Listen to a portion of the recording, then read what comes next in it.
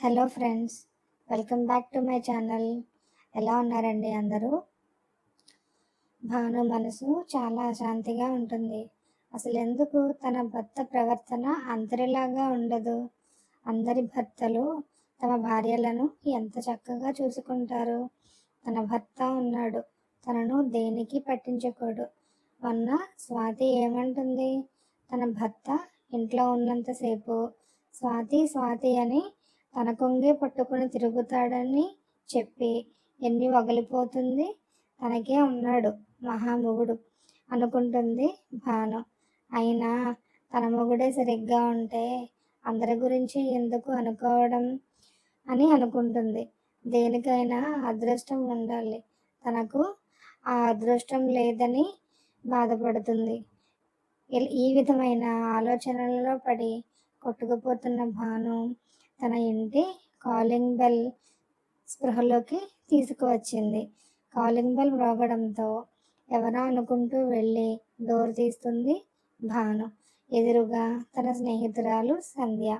భాను సంధ్యను చూసి, బహుకాల దర్శనం ఏమిటి ఈరోజు మా మీద గాలి మళ్ళింది మేడం గారికి అంటూ ఆమె చెయ్యి పట్టుకుని లోపలకు తీసుకువెళుతూ హాస్యం చేస్తుంది. కానీ సంధ్య మొహంలో ఏమాత్రం నవ్వు కనపడదు. ఆమె మొహం వాడిపోయి చాలా దిగులుగా ఉంటుంది.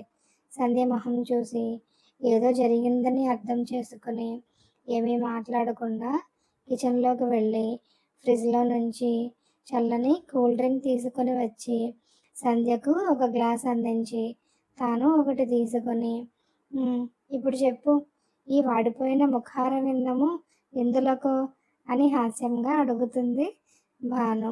సంధ్య పెదవుల పైన కనపడని చిన్న చిరునవ్వు చూసి, ఆ నవ్వు వస్తుందిలే, దాచుకోకు, నవ్వేసే అంటుంది భాను ఆమె బొగ్గగిల్లుతూ. ఊరుకోవే, నేనేదో నా బాధ చెప్పుకోవాలని వస్తే నువ్వు నన్ను ఆట పట్టిస్తున్నావు అంటుంది సంధ్య చిరుకోపంగా. అయ్యి బాబోయ్, మేడం గారికి అంత పెద్ద బాధలు ఏమొచ్చాయబ్బా అంటూ చెంపకు చెయ్యానించి ఆలోచిస్తున్నట్టు పోజ్ పెడుతుంది భాను. భాను, నువ్వు ఇంకొకసారి కామెడీ చేశావంటే నేను ఏమీ చెప్పకుండానే వెళ్ళిపోతాను అంటుంది సంధ్య. ఓకే ఓకే, ఇంకా కామెడీలు చెయ్యను, సరేనా? ఇప్పుడు చెప్పు, నువ్వేమి చెప్పాలనుకుంటున్నావు అంటుంది భాను. సంధ్య చెప్పటం ప్రారంభిస్తుంది. అంతా మా ఆయన గురించేనే. అసలు నన్ను పట్టించుకోడు. ఎప్పుడు ఆయన ప్రపంచం ఆయనది. అసలు ఆయనకు పెళ్ళయిందనే సంగతి మర్చిపోయారేమో అనిపిస్తుంది నాకు అప్పుడప్పుడు. అబ్బా, నాంచకుండా విషయం చెప్పవే అంటుంది భాను. చెప్పేది పూర్తిగా విను మరి అంటుంది సంధ్య. సంధ్య మళ్ళీ ఇలా అంటుంది. పెళ్ళయి ఇంకా 6 నెలలన్నా కాలేదా? అయినా సరే ఒక్క సినిమా లేదు, ఒక షికారు లేదు. ఎప్పుడు ఆఫీసు, ఇల్లు, ఇంటికి వచ్చాక టీవీలో మునిగిపోవడం. పోనీ ఆ టీవీ చూసేటప్పుడైనా నన్ను కూడా రమ్మంటారేమోనని చూస్తాను. ఒక్కసారి కూడా నన్ను పిలవరు. పోనీ అని నేనే వెళ్ళి ఆయన పక్కన కూర్చుంటే నన్ను చూడగానే మంచినీళ్ళు తీసుకురమ్మను, టీ తీసుకురమ్మను, తినడానికి ఏమైనా తీసుకురమ్మను. 5 నిమిషాలకు ఒకసారి ఏదో ఒక పని చెప్తారు. ఇక నాకు ఆయనతో కలిసి కూర్చోవాలనే ఇంట్రెస్ట్ పోతుంది. అప్పుడు భాను మనసులో ఇలా అనుకుంటుంది. తన భర్తే నయం, రావోయ్ కలిసి టీవీ చూద్దాం అని పిలుస్తాడు. పని ఉందండి అంటే, ఎప్పుడూ పనేనా, నాతో కూర్చుని కబుర్లు చెప్పవా అని అడుగుతాడు. సంధ్య తన ధోరణిలో తను చెప్పుకుపోతుంది. భాను తన ఆలోచనలో నుంచి బయటకు వచ్చి మళ్ళీ వింటూ కూర్చుంటుంది. అసలు ఒక్కసారైనా డిన్నర్ కానీ లంచ్కి కానీ వెళదామని అన్నారు. తనే ఎప్పుడైనా, ఏవండి ఇంట్లో బోర్ కొడుతుందండి, ఈరోజు లంచ్కి సరదాగా బయటకు వెళదామండి అంటే, ఎందుకు సంధ్య బయట తినడం, ఆ హోటల్ వాళ్ళు ఏమి నూనెలు వాడతారో, ఏ మసాలాలు వేస్తారో అవి తింటే మన ఆరోగ్యం చెడిపోతుంది, నువ్వే ఇంట్లో ఏదో ఒకటి వండేసి అనేస్తాడు.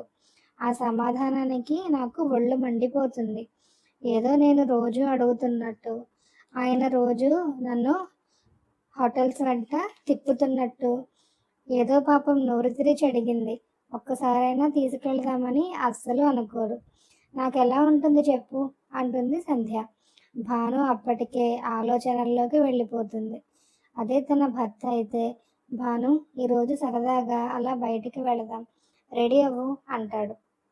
ఉండండి వంట చేసేస్తాను, తినేసి వెళదాం అంటుంది భాను. దానికతడు రోజు ఇంట్లోనేనా, అప్పుడప్పుడు బయట రుచులు కూడా చూడాలి, పదవోయ్ అంటాడు. ఈలోపు సంధ్య చెప్పు భాను అంటూ భాను చెయ్యి పట్టి కుదుపుతుంది.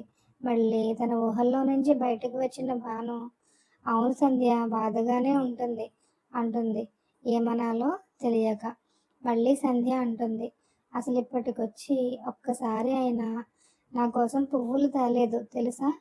పెళ్ళైన తొలి రోజుల్లో రోజు ఎదురు చూసేదాన్ని పువ్వులు తీసుకువస్తారేమోనని. కానీ ఆయన ఖాళీ చేతులు చూసి నాకు ఎంతో నిరాశ కలిగేది. కొద్ది రోజులు చూసి చూసి ఒకరోజు అడిగేశాను, అసలు నా కోసం ఎప్పుడూ పువ్వులు ఎందుకు తీసుకురారని. దానికి ఆయన నవ్వేస్తూ, పువ్వులే కదా రోజు ఇంటి దగ్గరికి అమ్మొస్తాయి కదా, కావాలంటే నువ్వే కొనుక్కుంటావని నేనెప్పుడూ తీసుకుని రాలేదు అనేశారు తేలికగా. ఆ మాత్రం కొనుక్కోవాలని నాకు తెలియకనా, ఏదో ఆయన చేతులతో తీసుకొస్తే అదో ఆనందం. ఇలాంటి చిన్న చిన్న సరదాలు కూడా తెలియకపోతే ఎలాగే భాను వేగడం అంటుంది సంధ్య. భాను అప్పటికే తన ఆలోచనల సుడిగుండంలో చిక్కుకుపోయింది. అదే తన భర్త అయితే, పెళ్ళైన కొత్తలో రోజు పువ్వులు తీసుకువస్తుంటే ఎందుకండి రోజు, ఎవరైనా చూస్తే ఏమనుకుంటారు అనేది తను సిగ్గుపడుతూ. దానికతడు, నా పెళ్ళానికి నేను పువ్వులు తీసుకొస్తున్నాను, ఇప్పుడే కాదు జీవితాంతం తెస్తాను, ఎవరేమనుకుంటే నాకేంటి అంటాడు. సంధ్య ఇంకా ఇలా చెప్పుకుపోతుంది.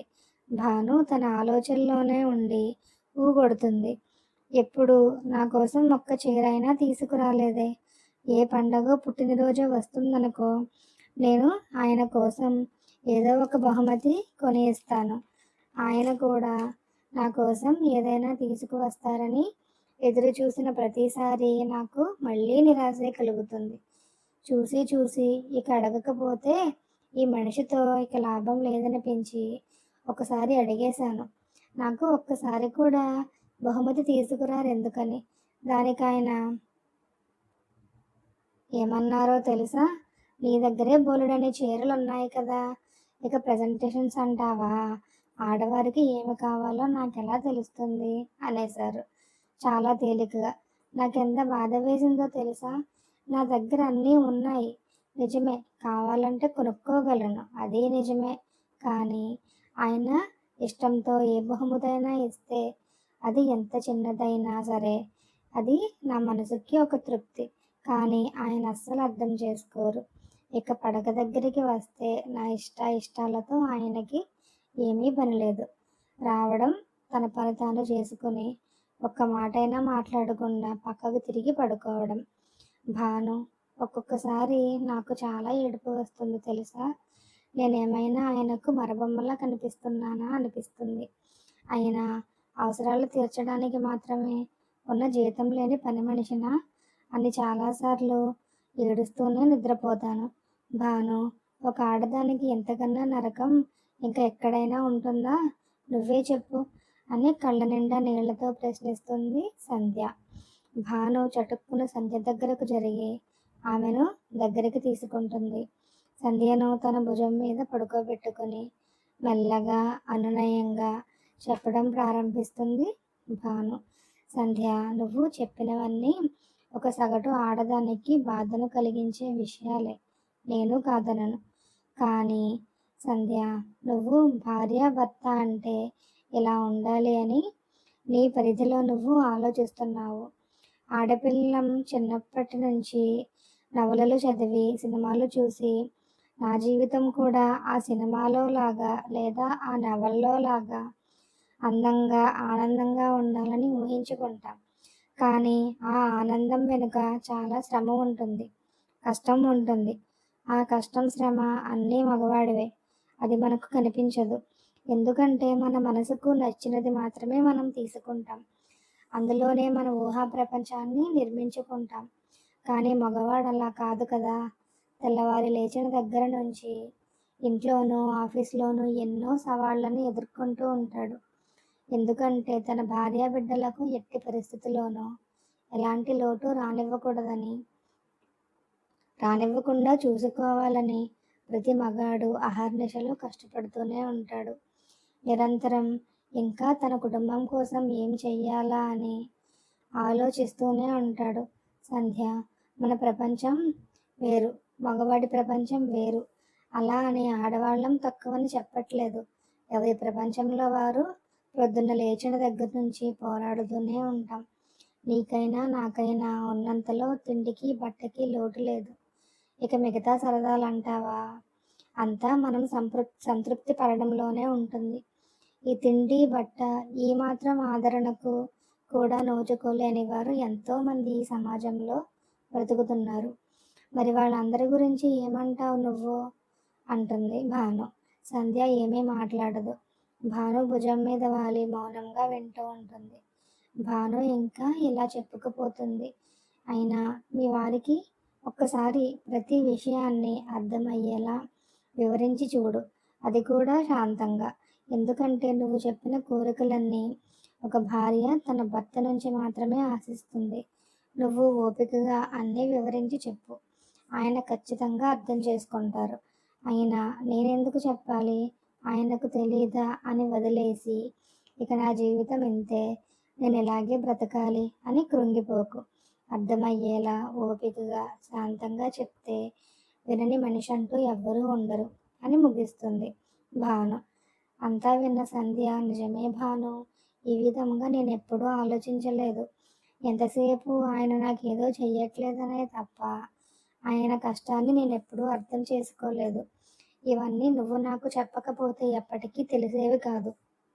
నీకు ఎన్ని థ్యాంక్స్లు చెప్పినా తక్కువే. నువ్వు చెప్పినట్టు ఖచ్చితంగా ఆయనని కూర్చోపెట్టి జాగ్రత్తగా మాట్లాడతాను అని చెప్పి భాను దగ్గర వీడ్కోలు తీసుకుని ఇంటికి బయలుదేరుతుంది సంధ్య. సంధ్య వెళ్ళిన దగ్గర నుంచి భాను ఆలోచనలో పడుతుంది. తను సంధ్యకు అన్నీ బాగానే చెప్పింది, కానీ తనేం తక్కువ కాదు తన భర్తను అపార్థం చేసుకోవడంలో. అయినా సంధ్య భర్తతో పోల్చుకుంటే తన భర్త ఎంతో నయం. అన్నింటికీ నీ ఇష్టం భాను, నీకు నచ్చితే నాకు నచ్చినట్లే అంటాడు. తనే ఆయనను సరిగ్గా అర్థం చేసుకోలేదు. పడక గదిలో మాత్రం అంతా తన ఇష్టమే కదా. తన మూడ్ని బట్టే భర్త తన దగ్గరకు రావాలా వద్దా అని నిర్ణయించుకుంటాడు. తనకు ఇష్టం లేకుండా తనని ఎప్పుడూ బలవంత పెట్టలేదు. తను ఎంతో అదృష్టవంతురాలు. ఇంకా తన భర్త కొంగు పట్టుకుని భాను భాను అని తిరగడం లేదని ఇందాక తనే భర్తను తిట్టుకుంది. తనెంత తప్పుగా ఆలోచించింది. ఈరోజు సంధ్య వచ్చి తన కళ్ళు తెరిపించింది అనుకుంటూ వెళ్ళి భాను మొహం కడుక్కుని అందంగా ముస్తాబయ్యి భర్త రాక కోసం ఎదురు చూస్తూ ఉంటుంది భాను. అతడు ఆఫీస్ నుంచి రాగానే అతడిని అల్లుకుపోయింది మల్లె తీగలాగా. కథ సమాప్తం అండి.